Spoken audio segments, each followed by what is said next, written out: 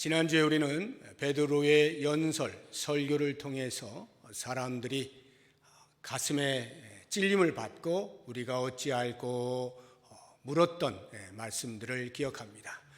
베드로가 그들에게 대답합니다. 회개하라, 죄사함을 받으라, 구원을 얻으라 하는 복음의 진리를 외칩니다. 그때에 그 말씀을 듣고 회심하여 예수 공동체의 출현과 함께 그 공동체에 들어온 사람들의 수가 3,000이라 성경이 기록하고 있습니다.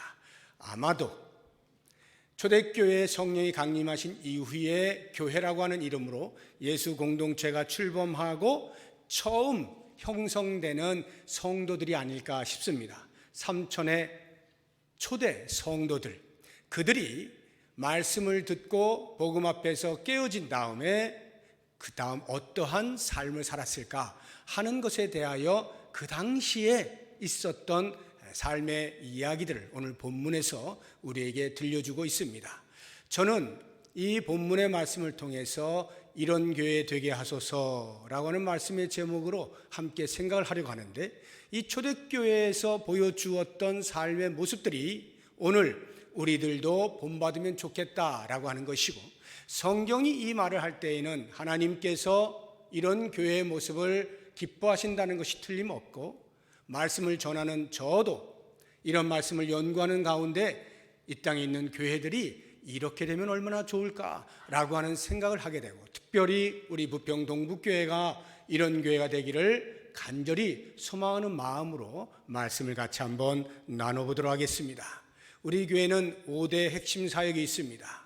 예배, 교육, 선교, 봉사, 교제, 이 5가지 영역에 있어서 교회가 존재하는 한 반드시 이 영역들에서 사역을 해야 된다라고 하는 차원에서 5대 핵심 사역을 정하였는데, 이 5가지의 영역들이 오늘 읽은 본문의 말씀 속에서 면면히 나타나고 있는 것을 보게 됩니다. 그래서 42절부터 47절까지 한 절 한 절 순서대로 말씀을 전하는 것 말고, 이 5가지 핵심 사역, 우리가 순서대로 말한 예배로부터 교제 이르기까지의 그 순서를 따라서 제가 말씀을 재편해서 말씀을 드려보도록 하겠습니다.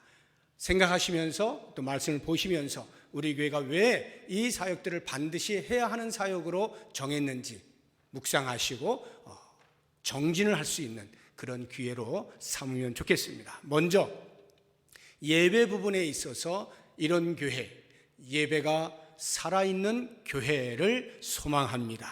46절을 보시면 날마다 마음을 같이하여 성전에 모이기를 힘썼다라고 기록을 하고 있습니다. 성전에 모였다라고 하는 것은 예배를 드렸다는 것인데, 그것을 힘쓰는 겁니다. 얼마나요? 날마다 성전에 모이는 겁니다. 날마다 모여 하나님을 예배했다라고 하는 뜻입니다. 예배는 혼자 드리는 것이 아닙니다. 물론 한 예배자로서의 개인이 삶의 현장에서 예배자의 삶을 사는 것으로서는 얼마든지 혼자 예배를 드릴 수가 있겠습니다만, 이렇게 공동체로 함께 모여서 하나님을 찬양하는 이러한 예배를 드림에 있어서는 혼자가 아니라 반드시 공동체로 드리는 겁니다. 그런 면에서 예배는 공동체적 행위가 된다는 것을 잊지 말으셔야 됩니다. 무교회주의자들 가운데에는 탁월한 영성을 가진 사람들이 제법 있습니다. 그럼에도 불구하고 그들이 이렇게 모여서 함께 예배하는 것에 대하여 거부하고 있기 때문에 그들의 탁월한 영성이라고 하는 것은 결핍된 신학의 잘못된 표현이라 이렇게 볼 수가 있습니다. 반드시 예수를 믿는 사람은 함께 모여 예배하는 거예요. 그러면 이렇게 함께 모일 때 어떠한 자세로 예배해야 되는가? 다시 46절 보시면 날마다 마음을 같이하여 이렇게 되어 있죠. 마음을 같이 하는 겁니다. 한 마음을 품으면서 예배를 드리는 거예요. 왜요? 우리는 그리스도 안에서 한 형제요 자매이기 때문에 그렇습니다. 이것이 그리 간단한 이야기가 아닙니다. 각자가 자기의 삶에서 어떻게 살든지, 다른 사람이 어떻게 살았든지 전혀 신경 쓰지 아니하고 그냥 삶에서 나와서 한 사람 한 사람이 모여서 함께 예배드리면 그게 공동체의 예배가 되는 것이 아닙니다. 우리의 옆에 있는 사람들이 어떻게 살고 있는지를 늘 관심을 가지는 거예요. 그리고 그 사람과 마음을 하나로 모으는 것입니다. 한 하나님, 한 예수님, 한 성령님을 섬기는 자들입니다 라고 하는 인식과 더불어서 하나님을 예배할 때 그 예배를 하나님께서 기쁘게 받으시는 거예요. 그러므로 우리는 나 한 사람이 예배 잘 드리는 것으로 만족을 해서는 안 되고 우리 모두가 하나님을 향하여 바른 예배를 드리는 것에 대한 기대감을 가지고 나올 수 있어야 되고, 혹시라도 마음에 불편함이 있는 상황이 발생했다면 그 불편함을 없애는, 화해를 하고 화목하고 그리스도 안에서 우리는 한 가족입니다 라고 하는 동일한 고백과 함께 모여서 예배할 때 우리 하나님이 그 예배를 받으시게 됩니다. 그렇게 모여서 우리가 예배를 할 때에 그 예배의 핵심이라고 하는 것은 하나님을 찬송하는 것이죠. 47절을 보시면 하나님을 찬미하며 이렇게 나오는데, 여기 찬미한다는 것이 단순히 찬송을 부르는 그 행위 하나만을 이야기하는 것이 아닙니다. 우리 할렐루야 찬양대에서 대표하여서 찬양을 올려드렸는데, 이렇게 곡조의 가사를 담아서 목소리로 또는 연주를 통해서, 악기 연주를 통해서 올려드린 그것만을 찬미, 찬송이라 말하는 것이 아니라 하나님을 영화롭게 하는 모든 생각과 말과 행위가 전부 찬미에 해당되는 거예요. 그래서 하나님을 찬미하며 라고 하면 우리의 찬송을 받으시기에 합당하신 그분에 대한 바른 인식과 함께 올려져야 됩니다. 우리의 찬송을 받으신 하나님이 어떤 분이십니까? 그는 우리의 왕이시오, 우리는 그의 백성이죠. 백성으로서 왕 되신 하나님을 찬송하는 것이고, 우리는 그의 지으심을 받은 양들이죠. 우리를 지으신 창조주 하나님을 찬송하는 거예요. 뿐만 아니라 죄악 가운데서 하나님을 발견할 수 없을 때 예수 그리스도를 이 땅에 보내셔서 십자가에 못 박아 죽이시면서까지 우리를 사랑하셔서 다시 불러내신 그 놀라운 구원의 은혜를 생각하면서 그 하나님을 향하여 구원의 감격과 감사함으로 올려드리는 찬송 뿐만 아니라 우리를 구원하시고 홀로 두지 아니하시고 광야와 같은 이 삶을 동행하시면서 함께 하시면서 언제나 푸른 불밭으로 실만한 물가로 인도하시는 목자 되시는 그 하나님을 향하여 감사의 노래를 올려드리는 것이 예배라고 하는 것입니다. 그런 면에서 우리의 예배함이란 일주일이면 톱니바퀴처럼 늘 다가오는 주일에 예배당에 나와서 예배를 드리는 한 시간의 종교적 일상의 반복이 아니고 우리를 구원하여 살려주신 산자로서의 기쁨과 감격과 감사로 하나님을 향하여 노래하는 것, 이것이 예배이어야 하는 것입니다. 그런 면에서 볼 때 예배는 전적으로 나 중심이 아니라 하나님 중심으로 올려드리는 예배가 되어야 돼요. 우리는 다 하나님을 예배한다라고 말하지만 우리도 모르는 사이에 나 중심의 예배를 드릴 때가 많아요. 어떤 걸까요? 우리가 예배를 드리고 끝나고 나아갈 때 사람들마다 반응이 다 다릅니다. 저랑 인사를 할 때도 반응이 다 달라요. 어떤 분들은 목사님 은혜 많이 받았습니다 이러는 분이 계시는가 하면, 어떤 분은 그냥 악수만 하고 가기도 하고, 뭐 마음으로 어떻게 됐는지 모르지만 아무튼 여러 가지 감정을 가지고 나아갑니다. 어떤 분은 속으로 뭐 그럴 수도 있겠죠. 목사님 오늘 말씀 왜 그래요? 왜 죽 쓰셨어요? 뭐 이러면서 나가실 수도 있겠죠. 다양한 감정의 그런 변화들이 있을 수가 있습니다. 그런데 중요한 것은 그러한 감정에 따라서 예배의 질을 평가해서는 안 되는 거예요. 내가 은혜를 많이 받았다, 내 기분이 업이 됐다, 그러면 와 정말 하나님이 기뻐 받으신 예배, 이렇게 쉽게 판단해서는 안 됩니다. 내가 우울하고 내가 예배 가운데서 아무런 은혜도 못 받고 그냥 계속해서 그렇게 있다 해서 하나님이 그 예배를 안 받으시느냐? 그것도 아닙니다. 철저하게 예배의 평가는 내가 하는 것이 아니라 하나님이 하시는 거예요.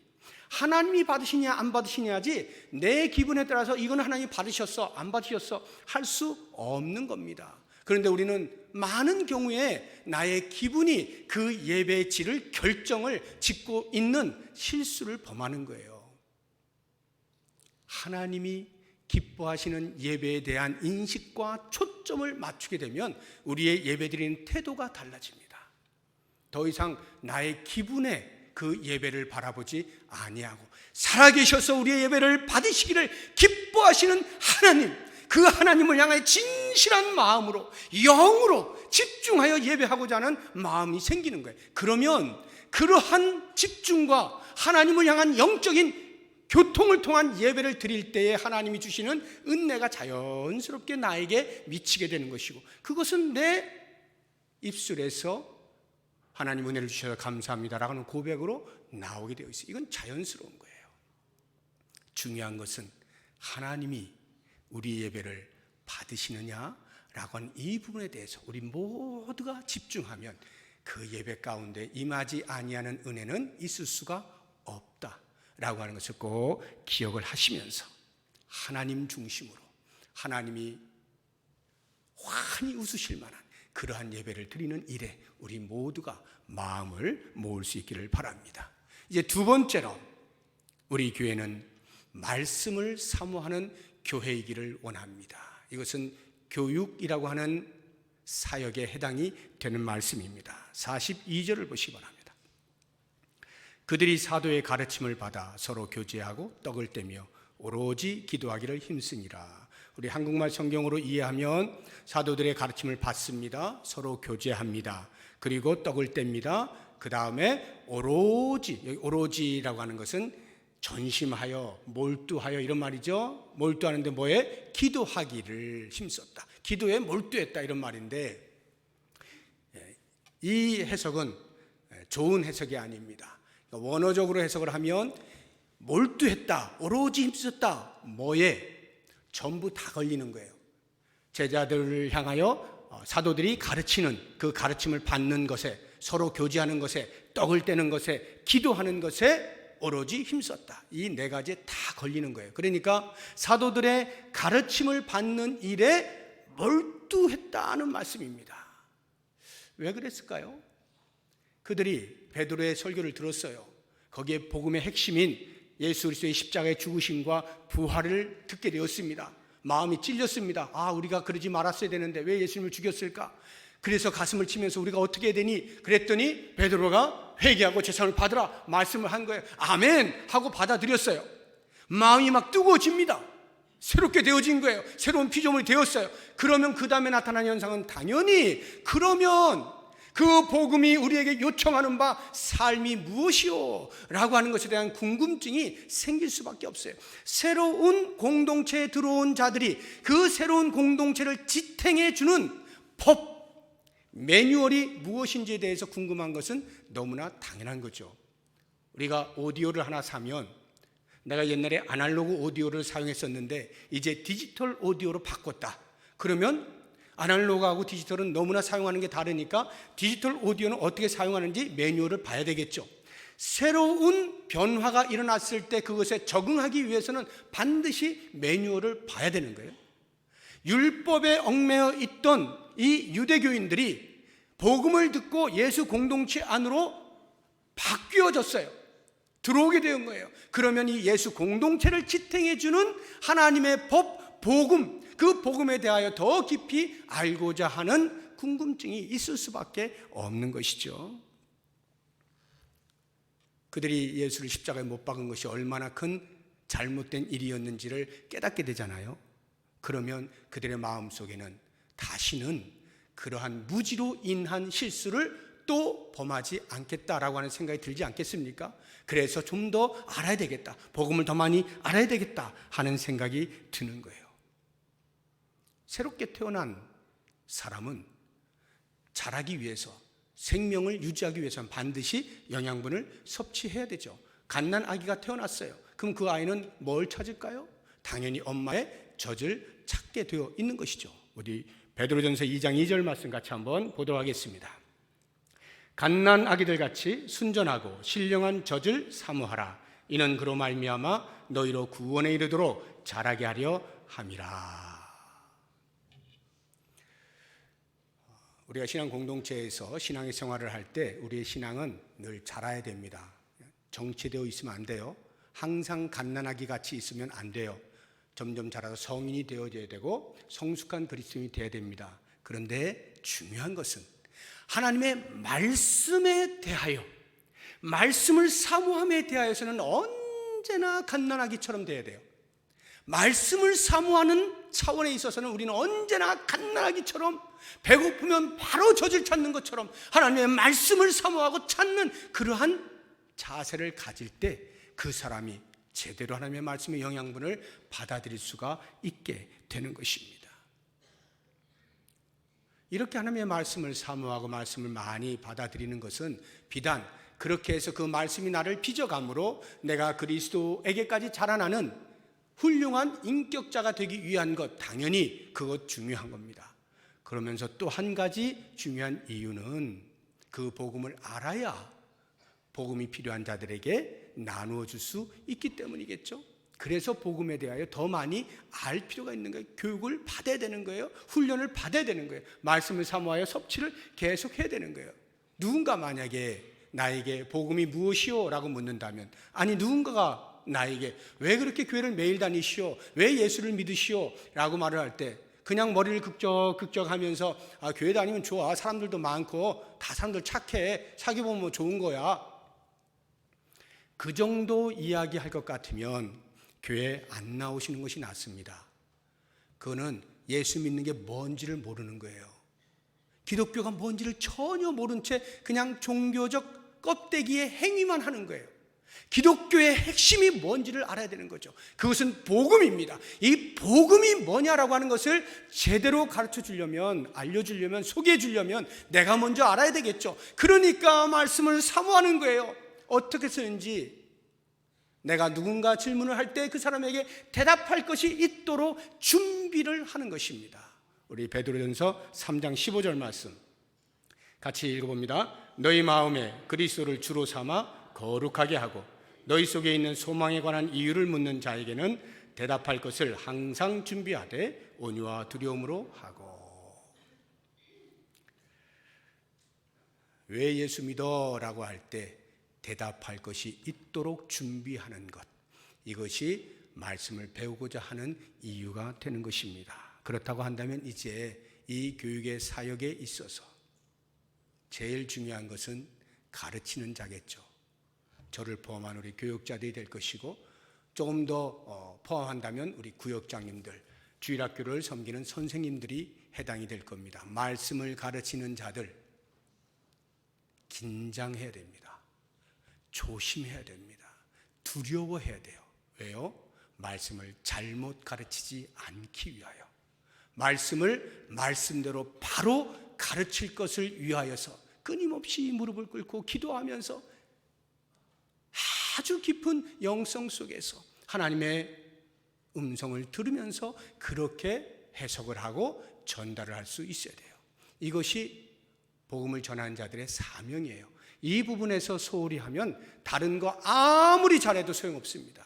아무리 잘해도 말씀을 제대로 가르치지 못하면 교회는 더 이상 교회일 수가 없어요. 왜? 그 교회에 나아갈 방향이 말씀에 있는데 그 말씀을 제대로 못 전하면 교회가 어찌 자기 정체성을 제대로 가질 수가 있겠어요? 자기 정체성이 없는데 거기서 아무리 다른 것을 잘한다 한들 그게 무슨 소용이 있겠어요? 말씀을 가지고 있는 자들은 하나님의 말씀을 적확하게 해석할 수 있는 능력을 갖춰야 되고, 그것이 나로 말미암지 아니하고 성령의 깨닫게 하시는 은혜로 말미암은 것을 알고 늘 무릎을 꿇고 조심스럽게 긴장을 하며 두려움으로 말씀을 잘 연구하고 해석을 해내야 돼요. 그리고 성도들이 들을 수 있도록 바르게 전달을 해야 되죠.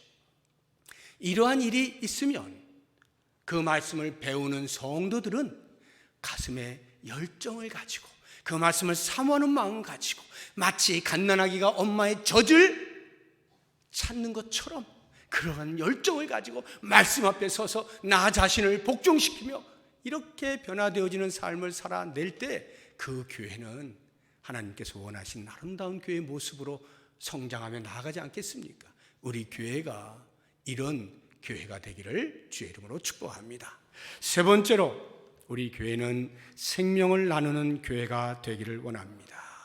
생명을 나누는 교회, 47절을 보시기 바랍니다. 뒷부분에 보면 주께서 구원받는 사람을 날마다 더하게 하셨다라고 기록을 하고 있습니다. 주께서 구원받는 사람을 날마다 더하게 하셨다. 여기에서 우리가 두 가지 조심해야 되는 것. 첫 번째는 주께서 구원받는 사람을 날마다 더하게 하시니까 우리는 전도하지 않아도 된다라는 오해를 하면 안 됩니다. 이 말씀은 생명이 우리 속에 있으면 그것이 뜨거워져서 전하지 않으면 안 되게 되어 있다는 말씀을 지금 이렇게 표현하고 있는 거예요.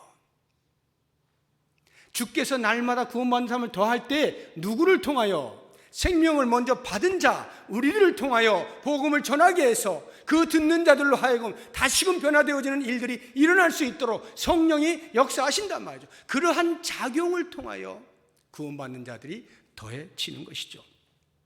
또 한 가지 우리가 조심해야 되는 것은 이 말씀을 볼 때, 그래서 복음을 전하면 항상 숫자가 늘어야 한다라고 하는 이 부분에 대해서 우리는 아주 조심해야 됩니다. 복음을 전하면 항상 숫자가 증가해야 된다. 여기 초대교회를 보면 그렇잖아요. 베드로가 한 번 설교하는데 3,000명, 한 번 설교하는데 5,000명.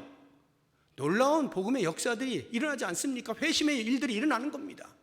복음을 전할 때 복음 앞에 무릎을 꿇는 사람들이 너무나 많아요. 예수 공동체 안으로 구름대같이 몰려드는 것입니다.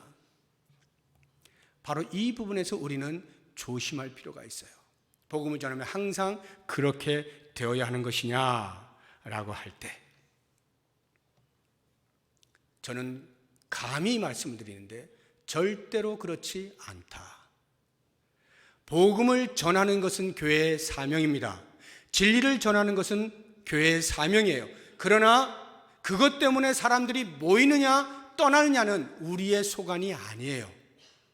오늘 새벽에 요한복음 6장을 보았습니다.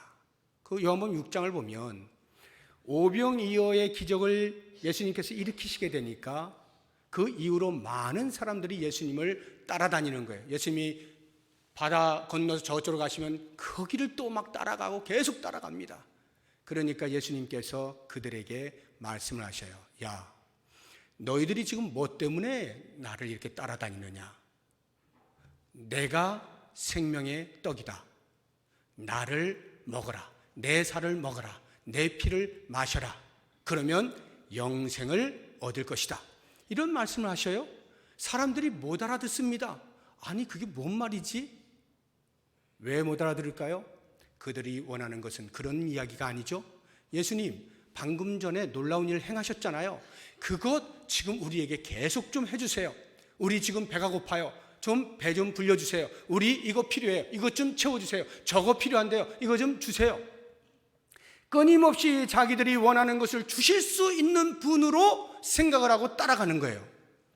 그때 예수님께서 그래 알았어. 너희들 원하는 게 뭔데 말만 해봐 하고 만약에 계속 주셨다면 어떻게 됐을까요? 아마 오늘날의 어떤 스타보다도 훨씬 인기 있는 분이 되셨을 거예요. 정말 구름대같이 많은 사람들이 예수 주위를 둘러서서 그 원하는 바를 얻기 위하여 가까이 가려고 애를 썼을 겁니다. 근데 예수님께서 그렇게 내 살을 먹어라, 내 피를 마셔라, 전혀 엉뚱한 말씀을 하시니까 사람들이 어떻게 반응을 했을까요?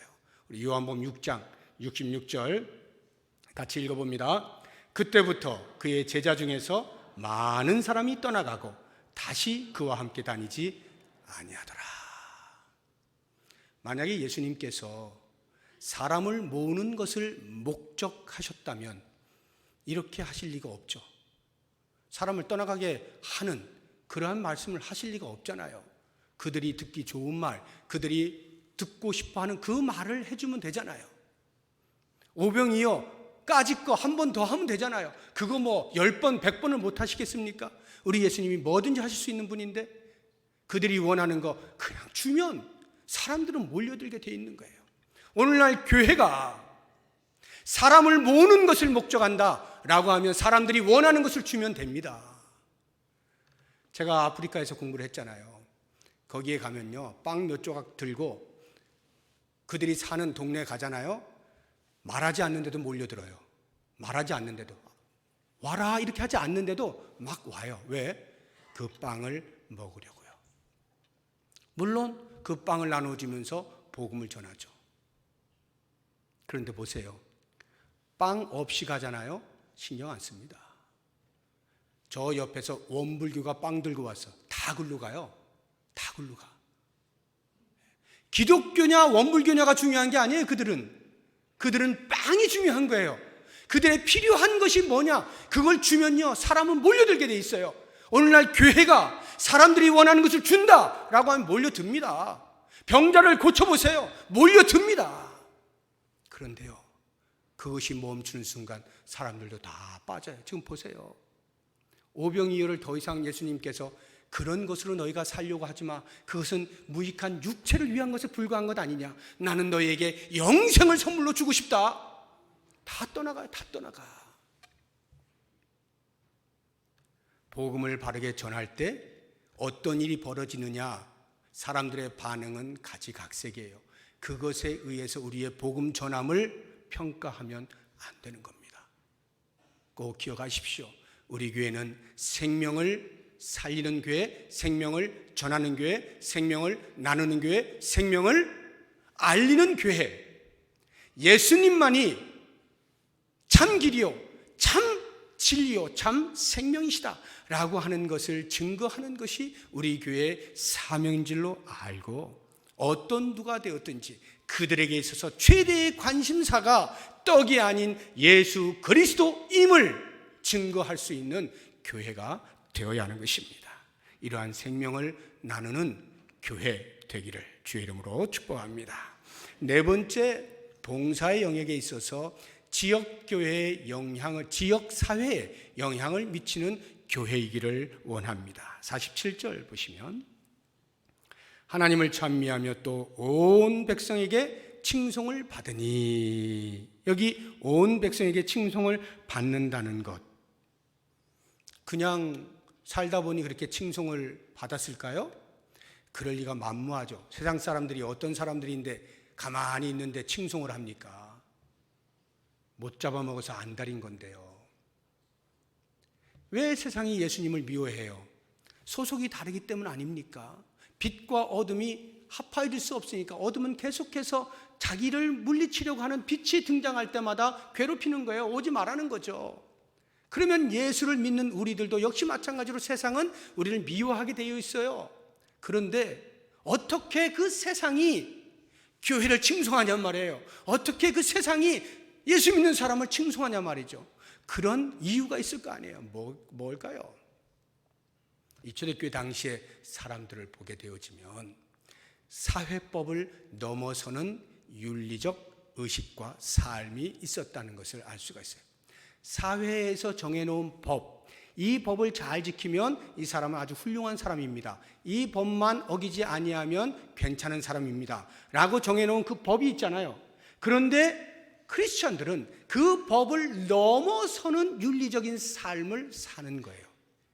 AD 112년에 당시에 로마가 다스리고 있던 그 시대인데, 트라이안이라고 하는 황제가 크리스천들을 이제 박해를 해야 되겠는데 뭔가 건수가 있어야 되겠잖아요. 그래서 비티니아라고 하는 그 지역의 총독으로 있는 플리니우스라고 하는 그 총독에게 보고서를 올리게 합니다. 지금 너희 지방의 그리스도인들이 어떻게 살고 있는지 그 내용을 보고를 해라. 내가 이제 그것을 가지고 처리를 하도록 하겠다 라고 해서 이 플리니우스가 보고서를 작성하기 위하여 그리스도인들의 삶을 면밀히 살피기 시작합니다. 아무리 살펴도 윤리적인 면에서 흠을 잡을 수가 없는 거예요. 그래서 이런저런 이야기를 쭉 쓴 다음에 제일 마지막에 양심 선언을 이렇게 합니다. 그들은 법 이상을 실천하는 사람들입니다. 이렇게 양심 선언을 해요. 법 이상을 실천하는 사람들. 이러한 윤리적인 깨끗함, 도덕적 수준이 높을 때 세상 사람들은 감동이 될 수밖에 없는 것이고, 야, 저 사람들은 어떻게 해서 저렇게 살 수가 있는 것이지? 라는 생각을 하게 되는 것입니다. 그러면서 선한 영향력을 자연스럽게 미치게 되는 것이죠. 또 한 가지가 있다면, 우리가 성도로서 성도 안에 이제 다음번에 우리가 볼 텐데 교제가 있잖아요. 성도 안에 일어나는 그 교제를 교회 안에 머물러 두지 아니하고 그것을 교회 밖으로까지 흘려보내는 거예요. 그 교제의 아름다운 모습들을 흘려보내는 거예요. 그러면서 사회에 선한 영향력을 미치는 것입니다. 아주 쉬운 예로 우리가 2주 전에 장학보고를 했잖아요. 그리고 올해도 또 장학 헌금을 하실 분들 이렇게 모집을 하지 않았습니까? 이건 전적으로 장학의 일에만 사용하는 헌금인데, 현재까지 우리 교회가 지금 한 7, 8년 이렇게 지금 해오고 있는데, 그 기간 동안에는 우리 교회 내부의 학생들을 대상으로만 지금까지 지급을 해왔습니다. 이미 제가 말씀을 드린 것처럼 장학 기금이 한 1억 정도가 모이게 되면 외부에까지 눈을 돌리려고 합니다. 지금 현재 한 4천만 원 정도가 적금이 되어 있는데, 이제 우리가 매년 하면서 조금씩 남는 것들을 계속 적립을 해서 한 1억여 원이 되면 그때부터는 외부에도 줄 수 있는 이제 여력이 생깁니다.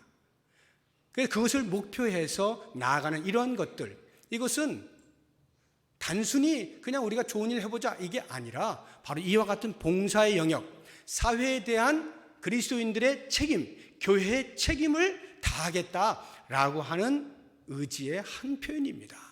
우리 교회가 노인대학을 하고 있잖아요. 연세 많으신 분들 모여서 우리 교인들뿐만이 아니라 예수를 믿든 안 믿든지 목요일마다 오셔서 같이 시간들을 보내고 섬기고 하는 이 모든 것들도 지역을 섬기는 행위입니다. 이러한 책임을 할 때 사회는 교회를 바라보고 더 이상 지탄하지 아니하고, 야, 저런 교회가 우리 교회에 또 있으면 좋겠다, 저런 교회가 우리 지역에 또 있으면 좋겠다 라고 하는 말들을 들을 수 있는 그런 교회, 사회에 선한 영향력을 미치는 그런 교회, 우리 교회가 그런 교회가 되기를 바랍니다. 마지막 5번째, 교제의 영역에 대해서 같이 한번 생각을 해보도록 하겠습니다. 교제가 풍성한 교회가 되기를 원합니다. 사도신경을 우리가 매주일 예배 때마다 신앙의 고백으로 하지 않습니까?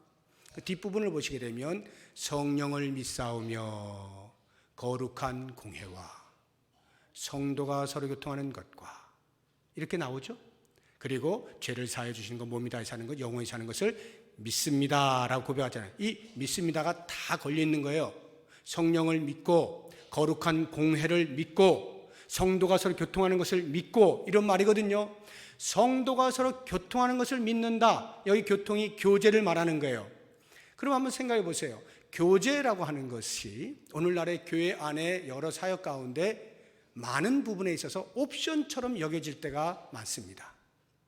그러니까 하면 참 좋고 안 해도 그게 본질은 아니고 이렇게 생각이 드는 경우가 많아요. 말씀을 선포한다든지 복음을 전한다든지 이런 것들, 예배를 드린다든지 하는 것은 교회의 본질이라고 많이 생각들 하시는데, 교제에 대해서는 그게 본질적 사역이라고까지 생각을 잘 못하시는 것 같아요. 그런데 사도신경에 우리의 신앙의 고백으로 성도가 서로 교통하는 것을 믿습니다 라고 말을 할 때에는 옵션이 아니라는 말이에요.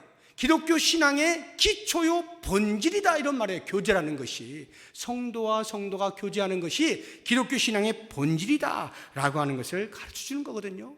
왜 성도 간의 교제가 기독교 신앙의 본질이냐? 그것은 첫째, 우리 교회 성도들이 한 가족이기 때문에 그렇습니다. 물론 그리스도 안에서 한 가족입니다. 영적인 가족을 말하는 거예요. 에베소서 2장 19절 한번 같이 보도록 하겠습니다. 그러므로 이제부터 너희는 외인도 아니요 나그네도 아니요 오직 성도들과 동일한 시민이요 하나님의 권속, 이 권속이 식구라는 말이에요. 가족이라는 말이에요. 그러니까 예수 그리스도 안에서 유대교에서 들어온 사람이 되었든지 이방인 가운데에서 예수 공동체에 들어온 사람이 되었든지 누구든지 할 것 없이 전부 다 한 가족이다라고 이야기를 하고 있는 거예요. 그러면 가족을 한번 생각해 보세요. 우리 가족을 보시면 정상적인 가족이라고 할 때 그 가족 공동체가 어떻게 합니까? 한마디 말도 안 하고 평생을 사는 가족이 있나요? 그런 가족이 있습니다. 그런데 그런 가족은 정상이라고 말하지 않죠. 좀 문제가 있다라고 말합니다. 왜 그 가족은 왜 이렇게 서로 말들을 안 하고 살지? 이렇게 이야기하지 않습니까? 정상적이라면 당연히 이야기를 하면서 사는 거예요. 교제하는 것은 강제적으로 무엇을 목표해서 우리 교제합시다 이렇게 해서 하는 게 아니라 자연스러운 발로예요.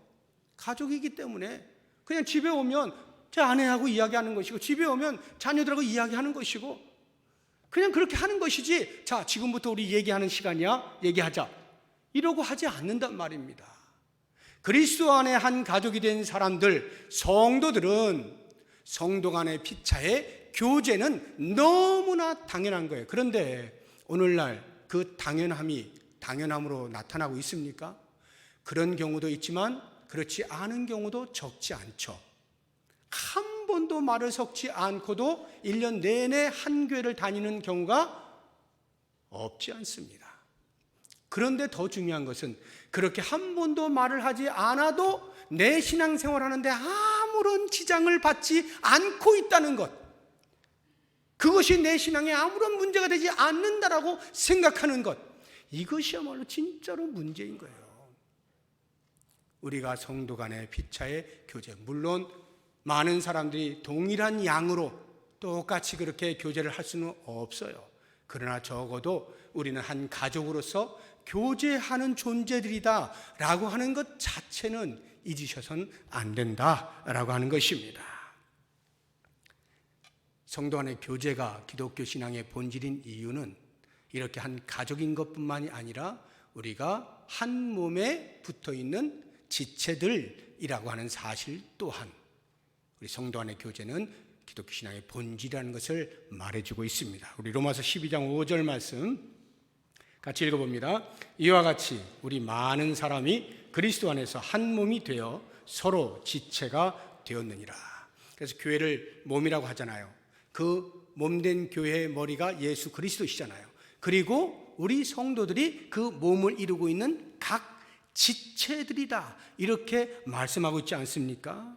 그렇다고 하면 이 몸이 건강해지기 위해서는 각각의 지체들이 자기의 역할을 제대로 수행해야 되겠죠. 역할을 수행할 때 손은 손대로 발은 발대로 눈은 눈대로 각자 자기 역할만 하면 됩니까? 아니요. 상호 긴밀한 협력이 있어야 돼요. 때로는 손이 눈을 도와줘야 되고요. 때로는 눈이 발을 도와줘야 되고요. 상호 긴밀한 협력이 있을 때 건강한 몸을 세워갈 수가 있는 거예요. 그러면 머리 대신 예수님께서 몸에게 무엇인가를 하달하시면 각 지체들이 그 하달되어진 말씀을 따라서 신속하게 긴밀하게 협력을 유지하면서 쫙 해나갑니다. 그럴 때 그 몸이 얼마나 건강해지겠느냐 하는 것을 생각해 보면 우리가 한 몸에 붙어있는 각각의 지체들인데 서로에 대해서 모른 척하고 너는 너대로 살고 나는 나대로 살고 이렇게 한다면 말이 안 되겠죠. 교제라고 하는 것이 기독교 신앙의 본질인 이유가 바로 여기에 있는 것입니다. 그렇다고 한다면 이렇게 그리스도 안에서 한 가족이요 한 지체된 우리들이 어떠한 성격으로 이 교제를 유지해야 되느냐 할 때 중요한 것은 차별을 없애는 겁니다. 차별을 없앤다는 것. 세상은요 차별이 엄연히 존재합니다. 지위가 높은 사람과 낮은 사람의 차별이 있어요. 지식이 많은 사람과 없는 사람의 차별이 있어요. 돈이 많은 사람과 없는 사람의 차별이 있어요. 세상은 각종 차별들이 존재하고 있는 곳입니다. 그런데 그 차별을 교회 공동체 안에 그대로 가지고 들어와서 교회 안에서 똑같이 그런 차별을 하려고 하면 큰일 나는 겁니다. 교회는 전혀 다른 형태로 모여진 거예요.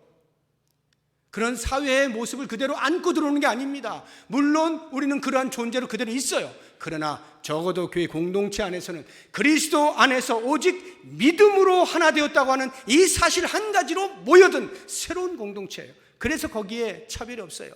믿음이 동일하거든요. 그리스도를 믿는 믿음이 똑같아요. 부자나 가난한 자나 지식자나 무식자나 예수를 믿는 것에 있어서는 동일해요. 그 동일한 믿음으로 새로운 공동체를 형성하고 있는 거예요. 그러므로 그 안에서 일어나는 교제는 차별이 있어서는 안 돼요. 얼굴의 색깔로요? 큰 나라 작은 나라로요? 도시에 살고 시골에 살고? 안 됩니다. 우리는 그리스도 안에서 하나라고 하는 것입니다. 이번에 우리 교육자들이 수련회를 갈 때 이제 3월 말이면 우리 교회가 올해 이제 선교회 해이기 때문에 우리 국내에 있는 성지를 이제 순례를 하는 그 프로그램이 있어요. 이제 지금 계획으로는 1박 2일로 할 이제 계획인데 거기에 이제 이렇게 쭉 둘러보게 되어질 교회 중에 하나가 이제 김제에 있는 금산교회라고 하는 교회가 있습니다. 거기를 이제 가시는 분들은 이제 거기 가서 직접 들으시겠지만 거기 아주 유명한 교회인데 그 교회가 기역자 교회예요. 이렇게 예배당이 기역자로 돼 있어요. 기역자로.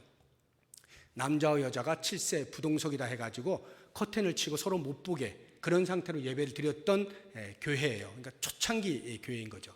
근데 그것보다 더 유명한 게 있는데 두 사람이 이야기의 주인공인데 조덕삼이라고 하는 사람과 이자익이라고 하는 사람이 있어요. 조덕삼 씨는 그 당시에 부자입니다.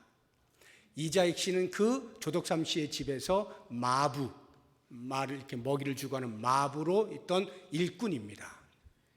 그런데 복음이 들어온 거예요. 테이트라고 하는 선교사가 복음을 전하게 되고 조덕삼 씨가 먼저 복음을 받아들이게 되었어요. 그래서 조덕삼 씨의 집에서 예배당을 차리고 예배를 드리게 된 겁니다. 그러니 자연스럽게 그 하인이었던 이자익 씨도 예배를 같이 드리게 된 거죠. 몇 년이 흘렀습니다. 교회가 제법 튼튼해졌어요. 장로를 세워야 되겠어요. 후보가 둘이 등장하는데 조덕삼 씨와 이자익 씨가 등장을 한 겁니다. 띠동갑이에요. 조덕삼 씨가 12살이 더 많아요. 누가 봐도 조덕삼 씨죠. 그런데 막상 선출하고 나니까 이자익 씨가 되고 조덕삼 씨가 떨어진 거예요. 어떻게 됐을까요? 교회 문 닫았을까요? 문 닫아도 되죠. 조덕삼 씨가 문 닫읍시다 그냥 이러면 끝나는 거죠. 자기네 집인데 뭐. 그런데 그 조덕삼 씨가 하는 말이 여러분들은 정말 탁월한 선택을 하셨습니다. 어느 모로 보나 이자익 씨가 정말로 믿음의 모범을 보이고 훌륭한 사람입니다. 이분을 장로로 뽑은 것은 정말 탁월한 선택이었습니다. 하고는 그 상황을 그대로 받아들이고는 때로 선교사님이 안 계실 때 이 장로님이 대신하여 설교를 하는 경우가 있잖아요. 그러면 머슴이 올라가서 설교하고 있는데 주인이 밑에 앉아가지고 무릎 꿇고 앉아서 말씀을 듣는 거예요. 너무나 유명한 일화입니다. 그리고는 3년 후에 이분이 장로가 되었어요. 이제 테이트 선교사가 떠나가고 목사를 불러야 돼요. 2대 목사를 세워야 되겠는데 이자익 씨를 신학교 보냅니다. 자기가 돈 다 돼가지고 목사 만들어가지고 몇 년 후에 청빙을 합니다. 그래서 그 목사님을 모시고 자기 사는 날 동안 이런 스토리가 있는 교회예요. 저는 이게 교회다라는 게 이게 교회다. 교회라고 하는 것은 차별이 없는 곳이다. 믿음으로 하나인 교회인 것이지 사회의 어떤 차별이 교회 안에 그대로 들어와서 에헴 하면 안 된다는 거예요. 기억하십시오. 만약에 그런 일들을 교회 안에서 자행한다면 우리 주님은 매우 매우 슬퍼하실 거예요. 매우 매우 노하실 거예요. 아니 어쩌면 그 교회를 떠나실지도 모릅니다. 이게 무슨 교회냐. 그리스도 안에서 한 믿음을 가진 한 하나님을 섬기는 우리 성도들은 차별이 없이 동일한 마음으로 피차에 성도의 교제를 나눌 수 있어야 합니다. 자, 이제 마지막으로 이렇게 나눌 때 무엇을 나눌 것이냐? 당연히 영적인 나눔이 있을 것이고 물질적인 나눔이 있겠죠. 영적인 나눔이라고 한다면 42절에 보면 떡을 떼며 라고 할 때 이 떡을 뗀다는 것은 성찬을 말하는 거예요. 성찬 때 예수님의 몸으로서의 그 떡과 예수님의 피로서의 잔을 대하면서 우리는 그리스도 안에서 한 형제요 자매라고 하는 연합됨을 경험하지 않습니까? 그렇게 영적인 나눔을 갖는 거예요. 뿐만 아니라 기도에 힘쓴다 그랬잖아요. 물론 자기를 위한 기도도 있지만 내 옆에 있는 사람을 위한 중보의 기도가 있잖아요. 도구가 있잖아요. 그러한 기도를 통하여서 영적인 교제를 나누는 거예요. 성도 간에 어려운 상황들을 옆에 있는 사람들과 이야기하는 거죠. 구역 식구들에게 이야기하는 거죠. 그래서 함께 기도하면서 이겨내는 거죠. 같이 마음을 모으는 거죠. 영적인 교제가 일어나는 거예요. 뿐만 아니라 우리에게 있는 것 가운데 나누는 물질적 나눔도 포함이 되는 것입니다. 44절 45절을 보시면 믿는 사람이 다 함께 있어 모든 물건을 서로 통용하고 또 재산과 소유를 팔아 각 사람의 필요를 따라 나누었다. 이것은 강제로 그렇게 하지 않으면 안 되는 무엇 때문에 한 게 아닙니다. 지극히 자발적으로 내 옆에 있는 사람의 필요가 눈에 들어온 거예요. 그래서 내 주머니를 열어서 나누는 것에 불과합니다. 그렇게 하지 않으면 신앙생활을 못한다든가 그렇게 하지 않으면 직분을 안 준다든가 그런 게 아니에요. 그들의 마음속에 자연히 옆에 있는 사람들이 들어오는 거예요. 아, 저 사람이 이게 필요하겠네. 자기의 주머니를 열어서 나누는 것입니다. 여러분들이 혹시 돈을 버시면 많은 사람들이 그 돈을 벌면 하나님께서 은혜를 주셔서 돈을 벌었습니다. 이렇게 이야기를 해요. 굉장히 겸손하고 하나님을 인정하는 듯 싶어 보이지만 조심해야 됩니다. 돈 버는 게 하나님의 은혜라고 하면 돈 못 버는 사람은 뭡니까? 하나님의 은혜를 못 받은 건가요?